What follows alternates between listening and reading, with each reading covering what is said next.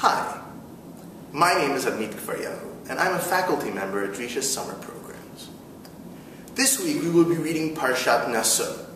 The bulk of Parashat Naso is given to a repetitive reading of the sacrifices of the patriarchs of Israel, the Nesi'im. Not a very interesting topic, but it covers most of Parashat Naso. This is why we tend to ignore or read quickly the previous parts of Parashat Naso, which are actually worth scrutiny and close reading. I'd like to focus on one word that describes the Nazirite, the Nazir. The Lord spoke to Moses, saying, "Speak to the Israelites and say to them, if anyone, man or woman, explicitly utters a Nazirite's vow, etc., he shall abstain from wine and any other intoxicant, shechah." And then the verse goes on to explicate the prohibitions that are incumbent on a Nazirite. Mainly, that the Nazirite may not drink wine, and that he not defile himself, he or she, not defile themselves to the dead. Explicitly utter is the English translation, the JPS translation, of an obscure Hebrew term, yafli lindo.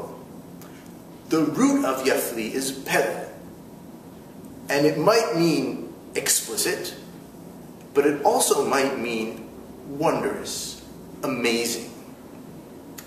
This reading, a man or woman who utters an amazing vow, is the basis for a story told in the 3rd century Midrash Sifrei on Deuteronomy about an early Tana from the time of the temple, Simon the Just, who was a priest, and he said he, as a rule, abstained from Nazirite sacrifices.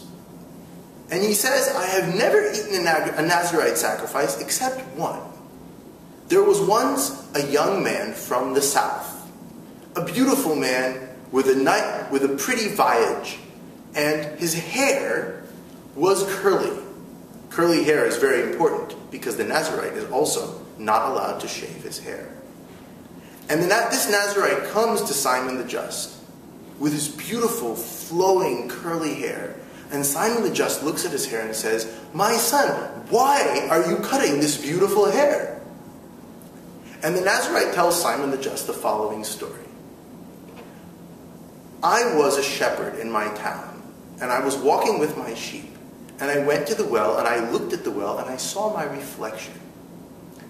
And then he uses another obscure Hebrew term, pachaz yitzri alai, my evil yetzer, my evil inclination rushed up inside me and wanted to take me out of this world.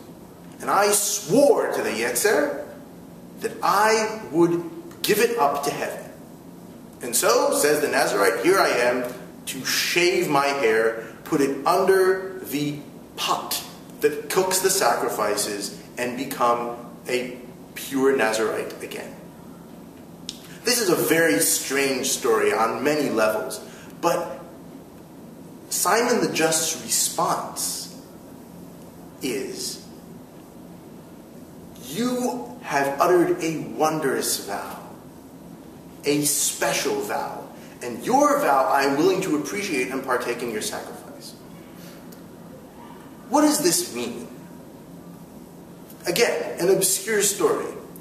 Many details need clarification. But the meaning of this story, on a very basic level, is Simon the Just wanted hard proof for what was a religious obligation of great magnitude. He wanted to make sure that the Nazirite of whose sacrifice he would partake was not taking a religious obligation upon himself out of vanity or out of a desire to impress others, but really out of a true desire to give something of himself, of his desires, of his vanity to the Lord, to God. He says, Simon the Just, I've never met a person like that except this one. The one person who looked at himself and said, "My God, I'm so beautiful. My beauty has to be handed up to God. That was a Nazirite sacrifice Simon the Just was willing to accept.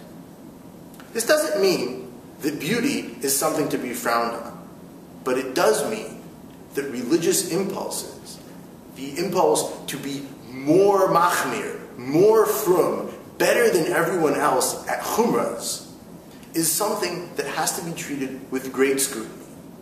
Vows have to be extraordinary, special, motivated by an honest religious desire to be closer to God, not an honest social desire to be closer to other people around us. That is the meaning of the extraordinary vow, and in a very basic sense, that is the meaning of Simon the Just's dictum, I have never eaten a Nazirite sacrifice except this one. Shabbat Shalom.